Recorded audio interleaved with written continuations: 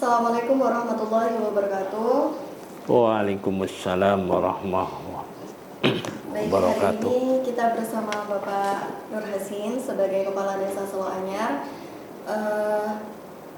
Kita akan mengajukan beberapa pertanyaan mengenai hal apapun yang ada di Desa Solo Anyar ini. Ya Pak, langsung saja ya Pak ya. Monggo. Yang pertama kita akan menanyakan mengenai sejarah dari Solo Anyar sendiri. Bagaimana nih Pak? Solo Anyar itu terdiri dari dua dusun dulu, antara dusun Jugil dan dusun Temburan.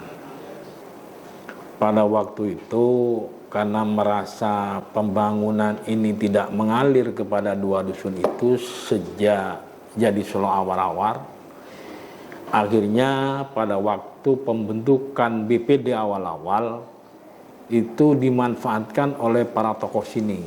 Bagaimana sekiranya desa yang terisolir itu akan menjadi desa yang maju.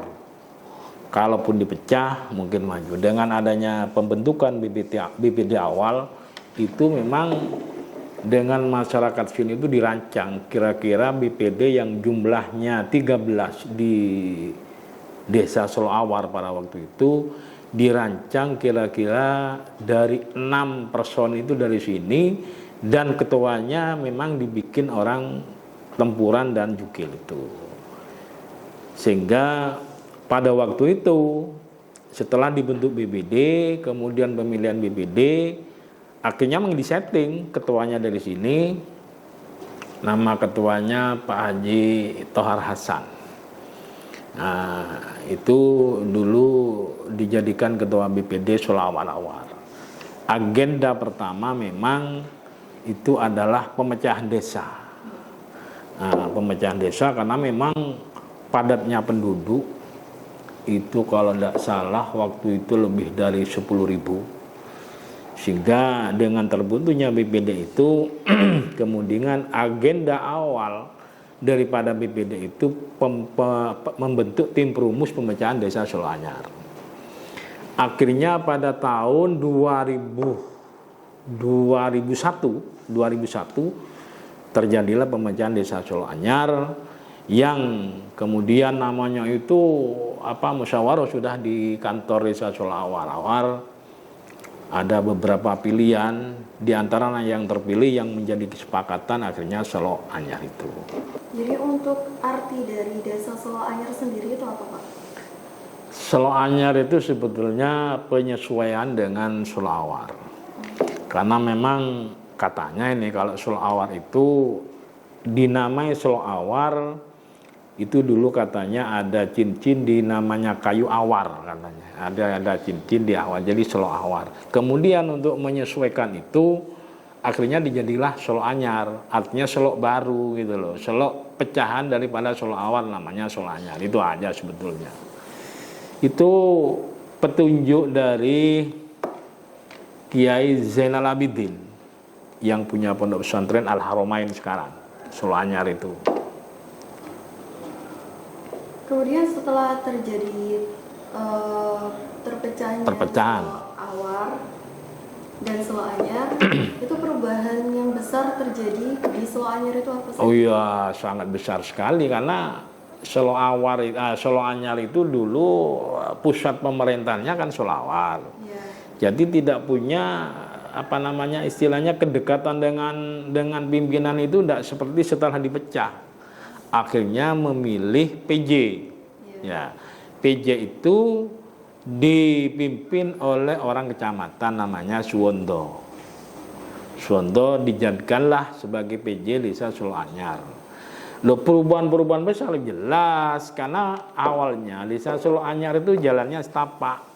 Jadi kalau Salepan tidak bisa dulu, semua di seluruh Solo Anyar ini ada perubahan jalan, kemudian alhamdulillah pada waktu itu ada istilahnya TMMD, Tentara Manunggal Masuk Desa. Tapi setelah sebelum saya itu masih pemerintahan BJ itu pelebaran jalan di hampir seluruh Solo Anyar. Cuman pada waktu 2001 itu pelebaran poros desa antara masuk Soloawa Anyar bagian utara, kemudian masuk lagi ke Soloawar bagian selatan. Itu dilebarkan. Yang mulanya dulu dengan badan jalan itu kurang lebih 3,5 meter, akhirnya dijadikan 7 meter. 7 meter, dan alhamdulillah masyarakat sangat mendukung, sangat antusias sekali, merelakan tanahnya itu, kemudian diadakan pelebaran. Dan itu memang kerja bakti itu. Tidak ada apa istilahnya ongkos, tidak ada itu. Cuman pada waktu pelaksanaan itu masyarakat berbondong-bondong istilahnya memberikan semacam konsumsi seadanya lah, termasuk polo pendem dan lain-lain itu. Berarti untuk perubahan besarnya itu mengarah ke jalan, karena memang pemikiran kita suatu apapun yang ditanyakan pertama itu jalan, sehingga jalan menjadi prioritas pada waktu itu untuk istilahnya paling tidak meningkatkan desa itu sendiri, karena dengan jalan itu maka perekonomian akan terangkat dengan sendirinya itu. Kemudian untuk mata pencarian utama masyarakat desa. Pada waktu itu ya macam-macam lah, tapi mayoritas petani. Mayoritas petani ada di cuman dagang cuman berapa persen, ada yang jadi guru cuman berapa persen gitu. Petani yang banyak.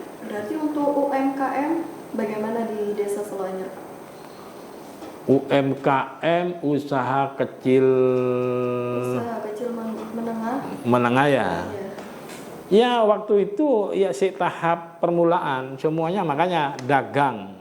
Ya UMKM itu ya cuman berapa persen awalnya, karena memang rata-rata memang petani. Pedagangnya dari Soloawar, artinya dari luar desa dulu. Cuman kalau ngomong masalah yang usaha dagang itu mungkin ada sekitar 20% mungkin lah, 20% pada waktu itu.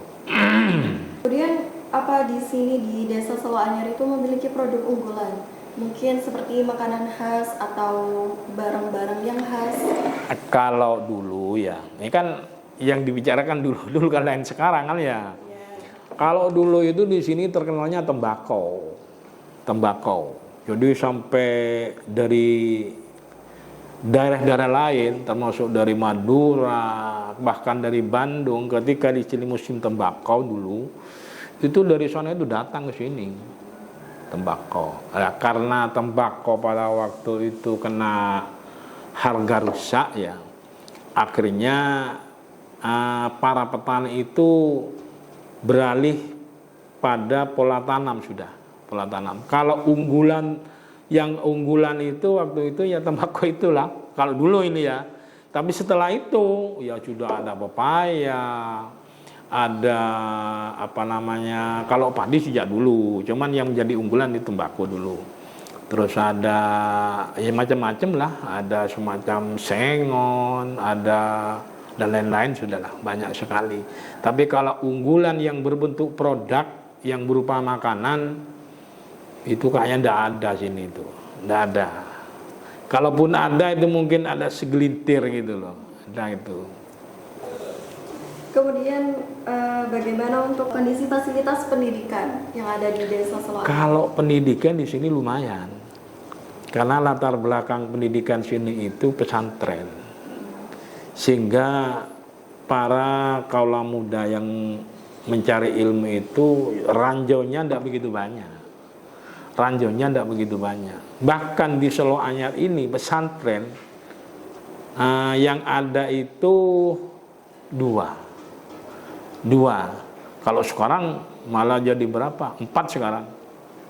Kalau waktu itu sudah 2. Ya pengembangan tingkat pengajaran pesantren itu sudah mulai agak kental sini. Hingga kalau dilihat dari mungkin cari sarjana itu sudah mulai banyak di sini. Tuh. SD-nya 2 sini. MI-nya 1. Cuman menurut saya lengkap lah, mulai dari PAUD sampai MA sekarang ya. Kalau Madin apa namanya MTEK itu banyak sekali. Ini. Terus akses masyarakat terhadap layanan kesehatan apakah sudah memenuhi, Pak? Ya itu karena memang masyarakat sini itu kan pemikirannya kan jadul kan ya. Jadi ya baru-baru ini setelah pemerintahan, setelah desa pecah ini sudah mulai tingkat kesadaran masyarakat terkait dengan kesehatan sudah mulai berangsur-angsur naik gitu. Kalau dulu orang hamil aja rata-rata ke dukun, ya rata-rata dukun, ya termasuk yang ngomong ini dulu ya dukun gitu. Jadi setelah saya ini sudah mulai, makanya pada waktu pembangunan desa ini saya langsung membuat Ponkesdes, kantor Ponkesdes. Iya. Walaupun di desa-desa yang lain mungkin setelah saya ya di sini ada dulu, kecuali Pasirian mungkin dulu. Makanya saya minta Ponkesdes ini dan saya minta kepada Pak Camat dulu supaya tenaganya itu menetap di sini. Saya buatkan rumah dinas sekalian itu. Jadi tujuannya untuk meningkatkan apa namanya kesadaran masyarakat di bidang kesehatan itu. Kalau sekarang sudah mulai istilahnya ya mengimbangi lah sekarang.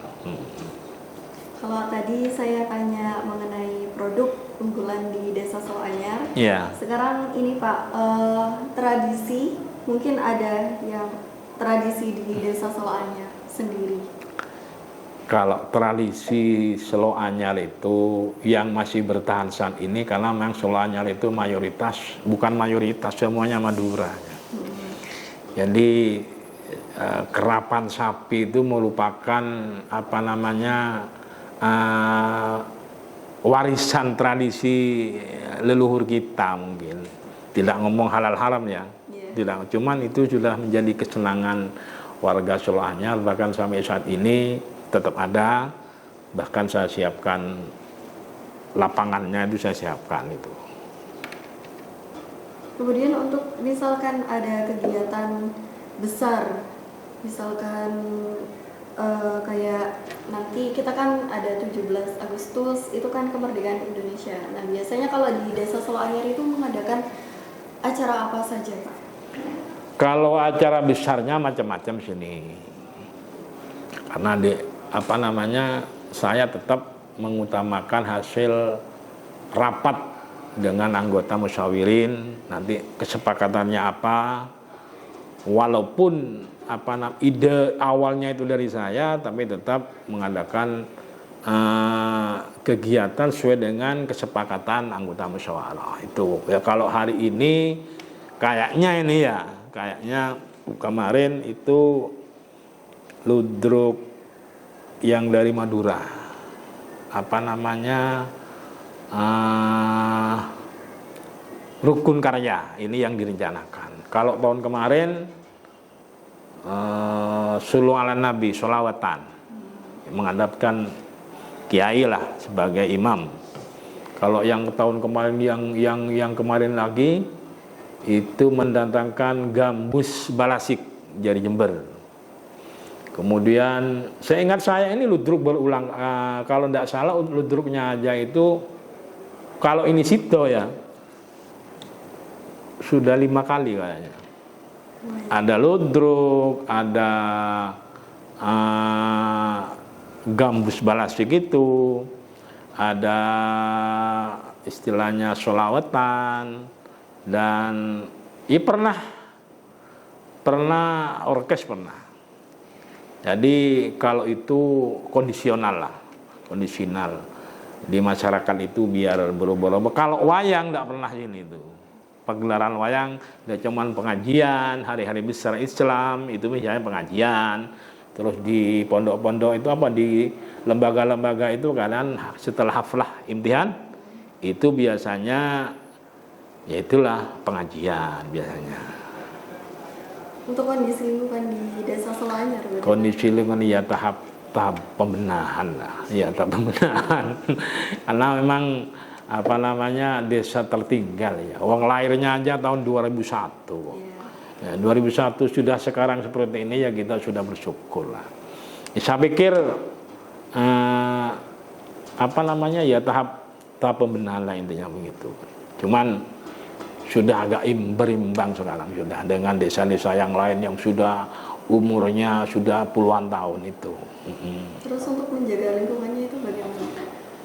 Ya kita laksanakan kerja bakti lah, karena gotong royong itu yang ada di desa sebetulnya. Kalau sudah perkotaan, gotong royong tidak begitu terwujud misalnya.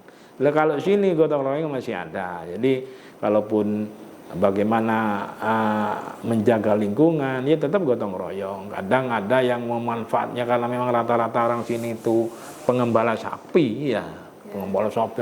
Jadi kotorannya itu dimanfaatkan sebagai pupuk kandang, dimanfaatkan dibuang ke ladang-ladang itu saja.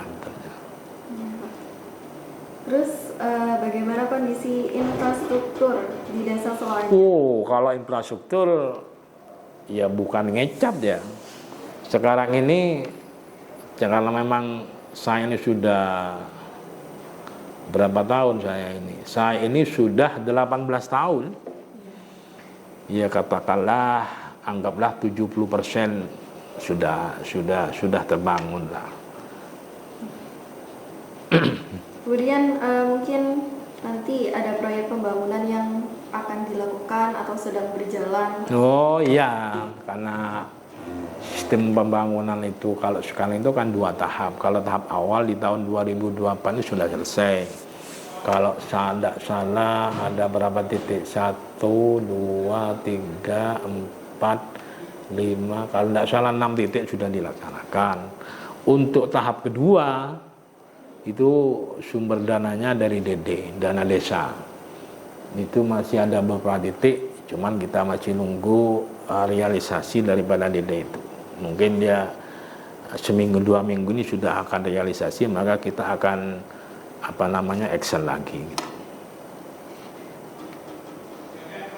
Untuk hubungan antar warga di desa Seloanyer bagaimana? Ya baguslah, karena di tiap-tiap lingkungan itu kan ada kegiatan nih. Ya. Kalau seperti yasinan, sholawatan, kemudian rukaman, ataupun hadroan itu pasti ada. Jadi kegiatan yang ada di Seloanyer yang merupakan yang terdiri dari 5 dusun ini, tiap-tiap dusun ini ada kegiatannya. Hingga interaksi antara tetangga dengan yang lain itu sering ketemu. Lain lagi kalau seperti tahlilan itu kan, ya tahlilan semua kalau sini ini, karena nggak ada MD-nya sini. Berarti di sini organisasinya cukup aktif. Alhamdulillah, organisasi keagamaan itu di sini boleh dikata jalan. Karena memang yaitu tokoh yang ada itu latar belakang pendidikannya itu memang dari pesantren, sehingga kiat-kiat untuk kerohanian itu lumayan lah sini, tidak ngomong bagus ya, lumayan lah gitu. Kemudian apa harapan Pak Inggi untuk masa depan di desa Seloanyer? Iya, kalau harapan saya itu ya paling tidak Seloanyer ke depan akan lebih maju, masyarakatnya akan lebih sadar tentang pendidikan, pertanian, dan juga mungkin kesehatan. Itu kira-kira semuanya sadar, istilahnya memanfaatkan fasilitas negara untuk hal kebaikan, itu aja lah. Karena hal itu harus dipacu lah, tingkat kesadaran masyarakat itu memang harus dipacu. Semua itu berawal dari kita sendiri. Kita tetap memberikan teladan yang baik. Nanti bagaimana hasilnya ya kira-kira dalam segala hal itu ada kemajuan pendidikan, kira-kira maju, pertaniannya juga maju, kesehatannya juga semuanya sadar kesehatan, sehingga ketika ada apa-apa itu selalu komunikasi dengan kesehatan, tidak terlalu nuduh-nuduh tetangganya punya ilmu santet dan sebagainya, seperti itu kira-kira. Untuk tantangannya yang saat ini dihadapi apa saja Pak di Desa Seloanya? Ya, kalau ngomong tantangan itu ya pasti ada lah. Ya, ya kadang kalau ngomong pertanian sekarang ini tanggul untuk pertanian jebol. Tahun 2002 kalau tidak salah, sampai sekarang masih belum terbangun. Sehingga untuk irigasi itu agak sulit. Kami komunikasi dengan pengairan kemarin, katanya sudah jadi prioritas. Cuman sampai saat ini masih belum. Tuh. Kemudian ia kenakalan remaja yang sekarang mulai itu. Termasuk minum-minum keras, narkoba dan lain sebagainya itu ya kenakalan remaja lah diantaranya tantangannya yang pasti itu. Baik, terima kasih. Itu sudah menyangkut semua yang akan kami tanyakan ke Pak Hasim. Terima kasih. Terima kasih. Ya mudah-mudahan semua yang menjadi pertanyaan sampean itu menjadikan satu motivasi kepada saya untuk punya pemikiran mungkin yang lebih cemerlang ke depan mungkin ya, hingga Seloanyar ya mudah-mudahan selalu mendapat lindungan dari Allah, sehingga Seloanyar ke depan akan menjadi maju. Kalau perlu Seloanyar menjadi contoh satu desa di Kabupaten Lumajang, kira-kira demikian ya.